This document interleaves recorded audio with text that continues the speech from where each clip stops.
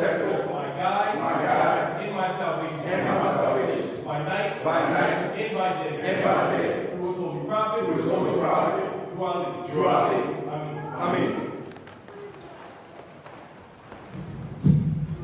Peace. I ask that you all that stood, please remain standing as I will read our sacred and divine law.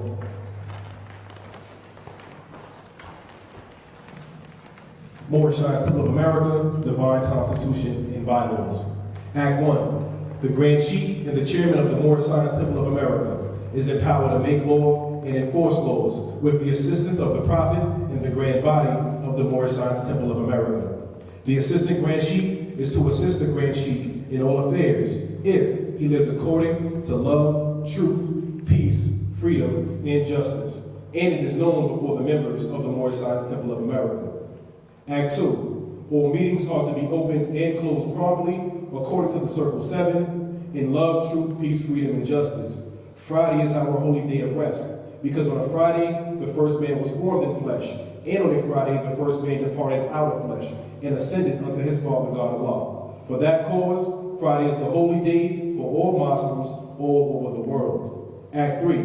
Love, truth, peace, freedom, and justice must be proclaimed and practiced by all members of the Moorish Science Temple of America. No member is to put in danger or accuse falsely his brother or sister on any occasion at all that may harm his brother or sister, because Allah is love.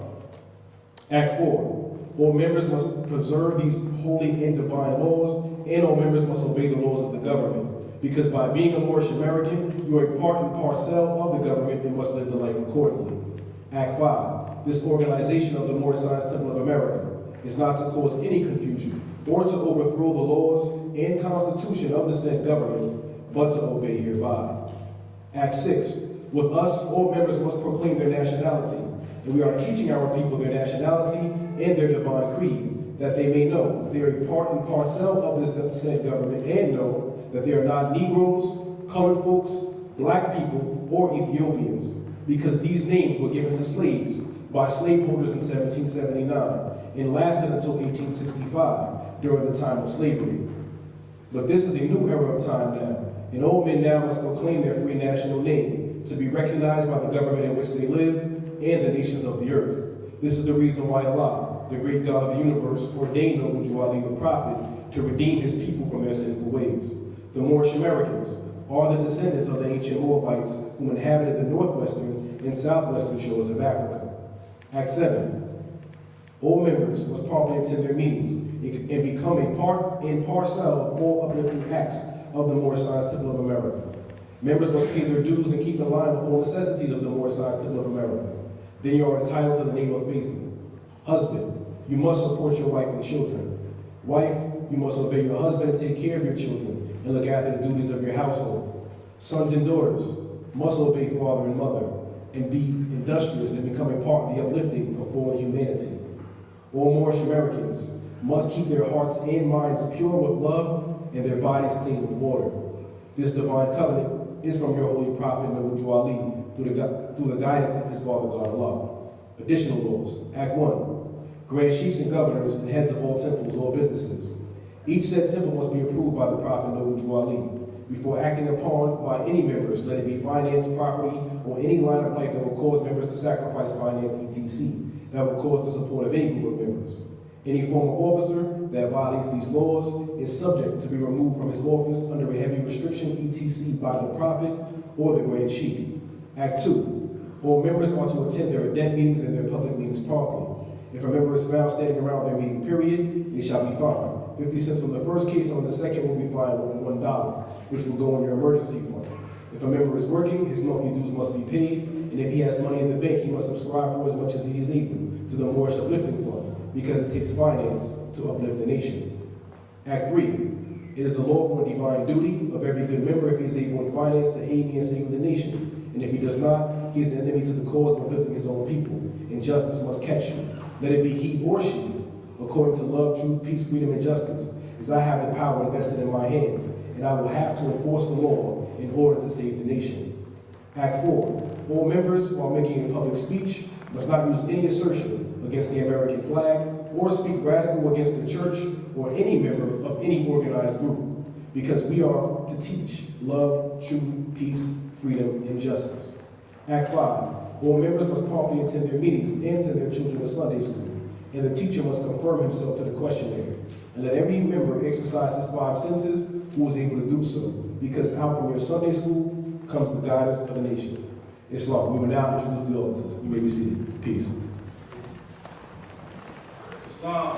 Islam. Rise and give praise to Allah, all the universe, all our prophets, Jesus, Muhammad, Unification, the last prophet of these days and times.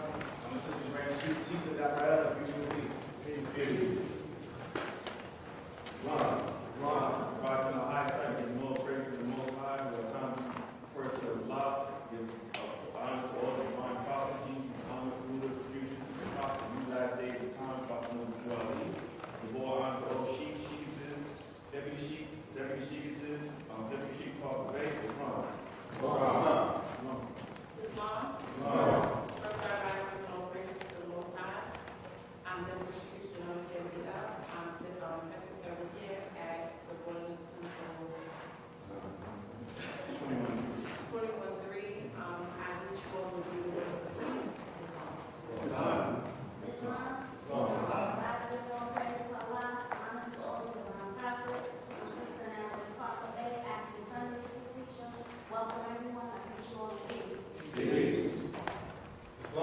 Islam. First, I rise to my highest heights, giving all praise and dues to Allah, whom we refer to as the creator of the universe.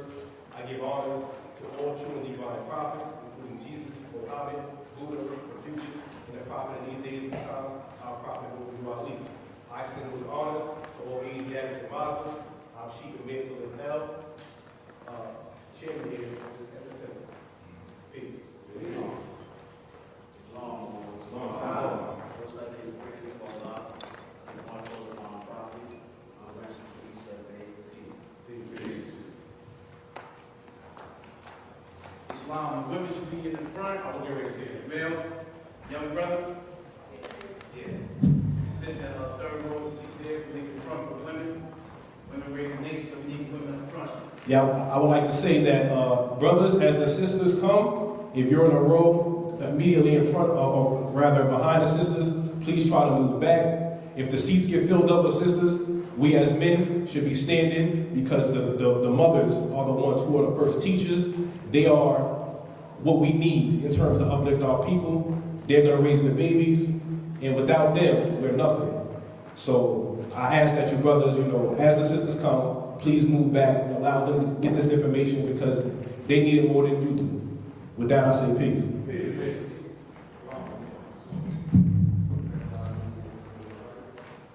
Also, if anybody would like a notepad and pens to take notes, we have them available here. Just, flag one of the sheiks or brothers down, and we'll be happy to give them to you. Peace.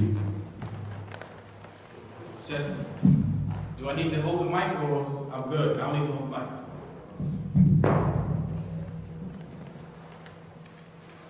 Islam Moors. I think you better pick the mic up. Yeah, I think so. Yeah. We're not always thinking about. Testing. I want to thank all the invited guests, all the brothers and sisters who came out. Our National Grand Sheik, Prather-El is here. Islam's Prather-El, Islam the Hernry Bey, Islam our Grand Sheik, another one our Grand Sheik, Young Bey, brothers from T.SADAT. We have a lot of invited guests here. Brother Tepo Bey came from Boston. Our Hebrew Israelite brothers from the Temple of Yah came all the way from Israel. Shalom. Shalom Aleichem. So this is international right here. This is a beautiful and magnificent day. Islam.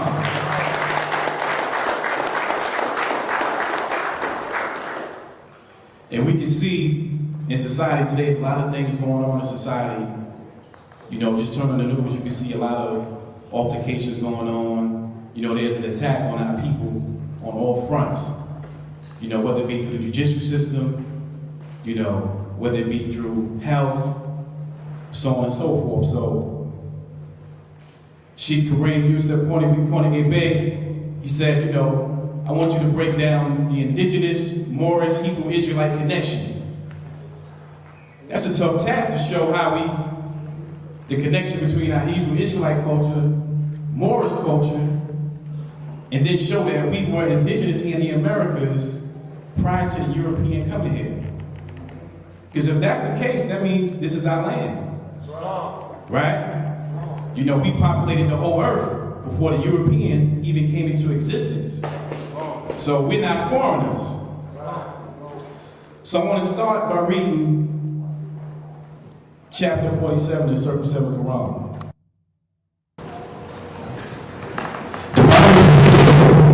By our prophet, this is Circle 7 Quran, this is our literature.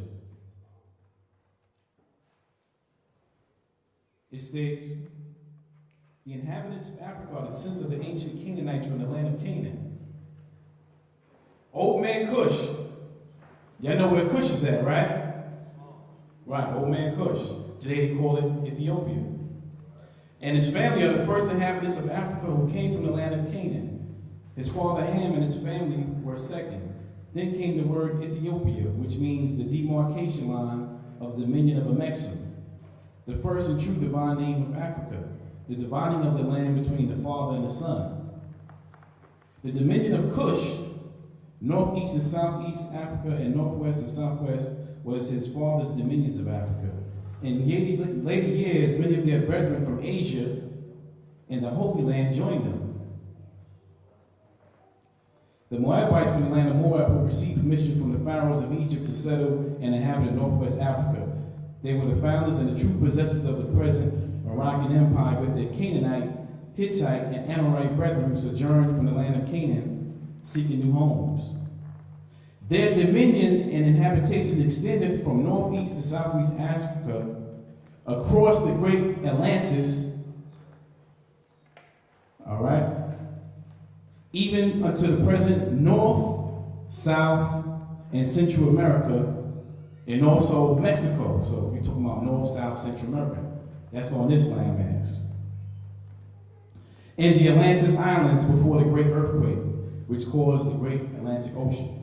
Atlantis Islands, we talk about the Caribbean. Anybody got family from the Caribbean? From the Caribbean? That's all our dominions. We populated all those places before the European. This is before slavery. All right? Then it goes on to say, the river Nile was dredged and made by the ancient pharaohs of Egypt in order to trade with the surrounding kingdoms.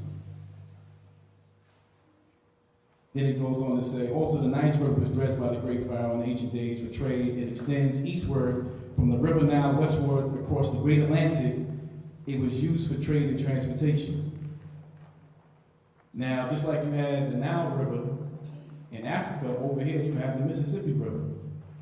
You had ancient mound-building culture by dark-skinned Asiatics, broad noses, full lips, woolly hair, right up and down the Mississippi, the ancient mounds, right here in the Americas. Now, according to the oral prophecies, page 14, key 186, it states, the Moors were living up and down the Mississippi. This is the oral prophecies of our illustrious prophet, YisraEl. States, the Moors were living up and down the Mississippi River before the European came here. Islam.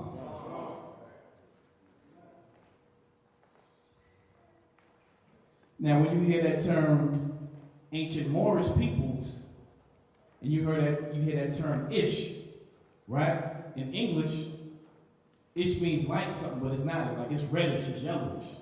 But what's Ish in Hebrew? There you go. Ish in Hebrew is man, Moorish. All right. So when you're dealing with the English dialect is a culmination of many ancient languages, and it was heavily influenced by Hebrew. So again, Ish meaning man from a nation. Also relates to Adam. Adam comes from Adamah. What does Adamah mean in Hebrew? There you go. See, brothers know, from the earth. from the earth. I'm gonna have you have your Bible on you. You have your Tanakh, your Torah.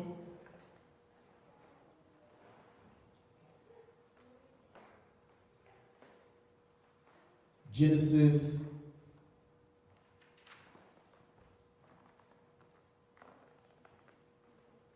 Paragraph 2 through 7, with breaking down Adam.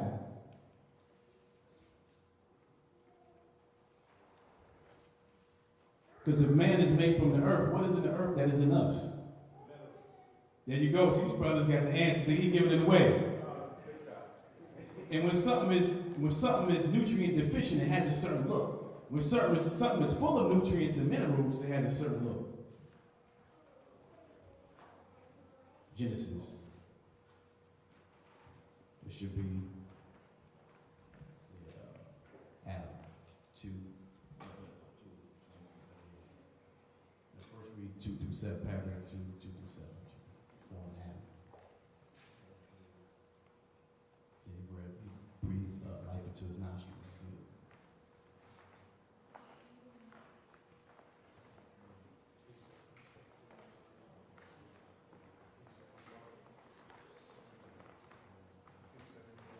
Should be 2, it should be something between 2 and 7.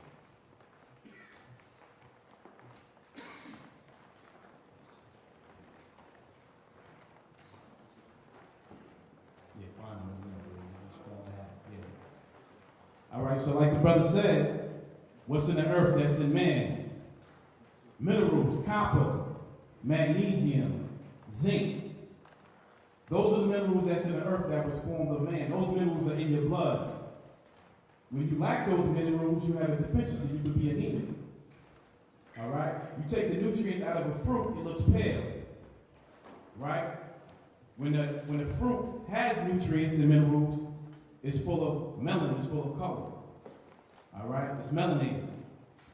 So, when you talk about that first man, Adam, coming from the Hebrew dialect of Adam, you're talking about from the earth, from the ground. So the first people were designed from those minerals and those nutrients in the human body. And according to the records of the first people that were here in the Americas, they were the copper-hued people, olive tone. All right? These are the descriptions of the original people that was here, not pale people that was here in the Americas.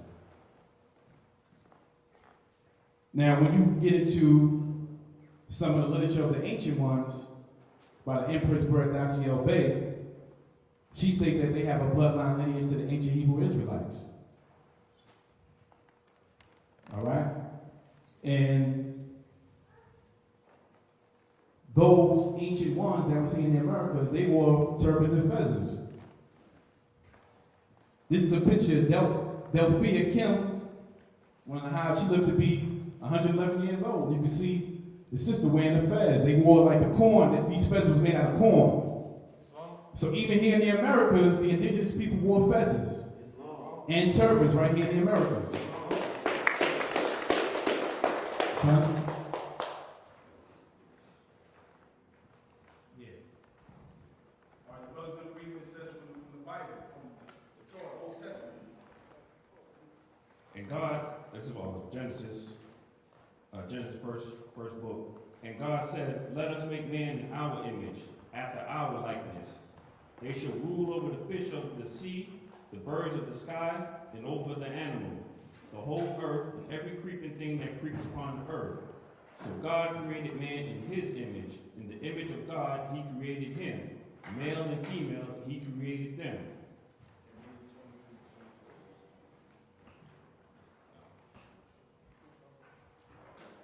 And God said, let the earth bring forth living creatures From the earth. each according to its kind, animal and creeping thing, and beast of the land, each according to its kind. And it was so. God made the beast of the earth according to its kind, and the animal according to its kind, and every creeping being of the ground according to its kind.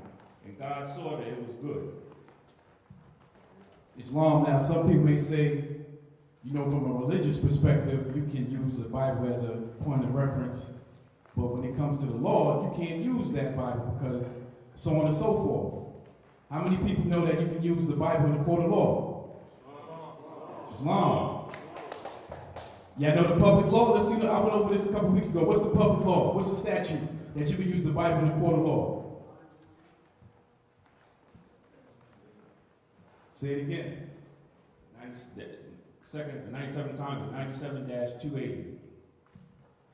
Islam, according to public law 97-280, Senate Joint Resolution 165, this law was passed in 1983. You can use the Bible in a court of law, all right, as the supreme law of the land. This is what Europeans are using our text and our literature in the court of law. We have to be able to use this. All right? So this is law. This is not something I'm making up.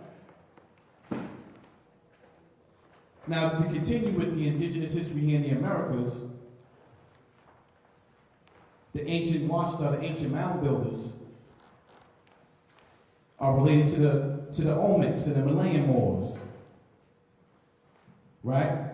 And in 1311 AD, the wealthiest man the world has ever known, King Mansa Musa from the Mali Empire, he had an expedition over here to the Americas. And they intermarried with the indigenous population here in the Americas. All right?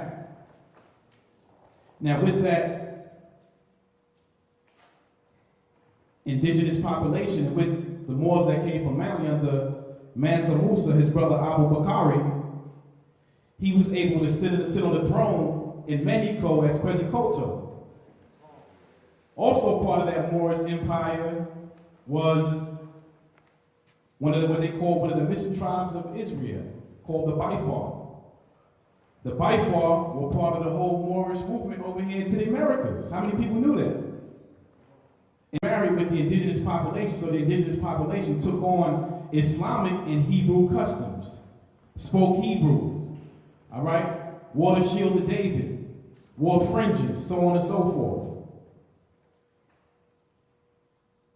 There was a brother named Billy Simmons who was captured in slavery. When they asked him what was his status, he said, I'm a Hebrew Israelite. He said, I'm a descendant of the Bifar. All right? That's referencing Othello's Children in the New World by Jose Pimiento Bay. Now, on record, you have indigenous tribes who were speaking Hebrew. Was it a coincidence? Obviously not. How many people have Cherokee or Kitiwa bloodline? Islam. What about Muskogee Creek? Seminole. Lenni Lenape. There was an interesting piece of literature written called The Star in the West.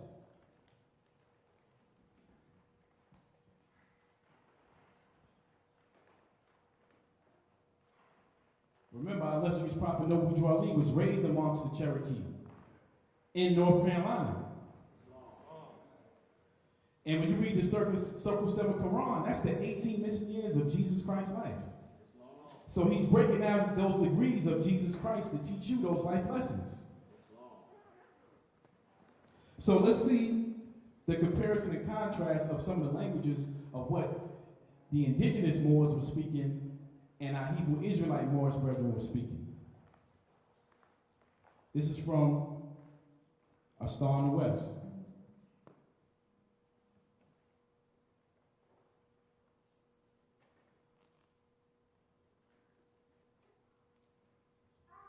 The Creeks, who were the Muskogee, one of the same, to praise the first cause, to praise the Most High, they would say, Hallelujah. Sounds like hallelujah, right? They refer to Father as Abba. Same in Hebrew.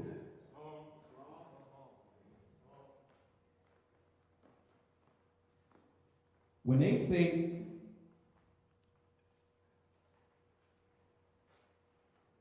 to pray, they say faith. P-H-A-T-E, and in Hebrew is Phalak. P-H-A-L-I-L-L-A-C. They have Canaan in their literature. For winter, they say Korah. In Hebrew, it's Korah, C-O-R-A.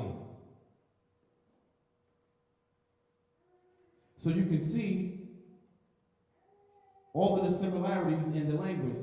They say, for the Mosai, they say, also use the term Yehovah, Yehovah. And also, the Creeks of the Muskogee, for man, they say Ish. In Hebrew is Ish, more Ish. So you can see all of the commonalities in the language of the indigenous population and our Hebrew Israelites brothers. Also on 137, it's recorded that all these indigenous people were copper hued, as a prophet stated. Copper hued, olive hued tone. Now, going back to the ancient ones who stated that they had a bloodline connection to the Olmecs, the Phoenicians, the Canaanites, Phoenicians are one of the same. Phoenician just means purple. So these Moorish traders who were coming back and forth, they had a purple dye. All right? They were seafaring people, merchants. When you go into the term Moor, it also means navigator. We navigated the 7 seas. Now, esoterically, you navigate your 7 chakras within your human body.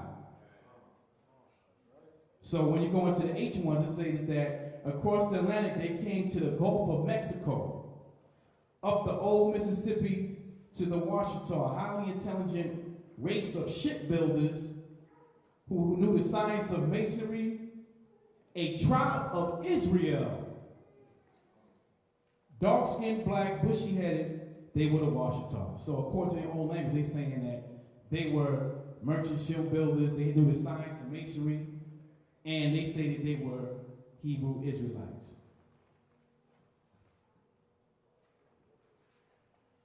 So again, when we think of quote-unquote black history, unfortunately, a lot of times we're misled by so-called black scholars who teach this history that we all were brought here on slave ships, not recognizing the fact that we were already here in the Americas. One of the people who kind of promoted that ideology with one of the first big films was Alex Haley with Roots. How many of y'all saw Roots? Y'all was upset. Y'all wanted to go out and kill a white person, quote-unquote white person that saw Roots. Y'all saw the way he whipped Kunta Kinte and James Evans got his foot chopped off. Y'all was all upset. But how many people knew that was a plagiarized story? That wasn't the truth. That was a plagiarized story from a European named Harold Colander, who wrote a book called The African. And Alex Haley had to pay that man $650,000 in restitution in court because he stole the story. But they never talk about the movie Homicide that was written by a Jew. That was based on a real story. So how can an individual in this country just look at a European or be in the wrong place at the wrong time and be hung? And you had the Homicide case where the brothers actually killed the Europeans on the ship, went to court and was sent home. We got to ask ourselves that question. How could these quote-unquote African brothers be on this ship, take over the ship, kill the Europeans, and get set free? The main character's name was Bey. That was his name, Bey. They were from one of the Moorish strongholds in West Africa. The court went the case and it stated that those brothers being enslaved was in violation of all international treaties. One of the standing treaties at that time was the Treaty of Peace and Friendship at that particular time. So, even though those were dark-skinned brothers, right, it was about their status. They had nationality. They had a nation that backed them. If you don't have a nation that backed you, as the prophet states you dead in the water. You consider property. Civil mortuus. So this unity meeting represents us coming together as a nation. All right? Without a nation, we don't have anything.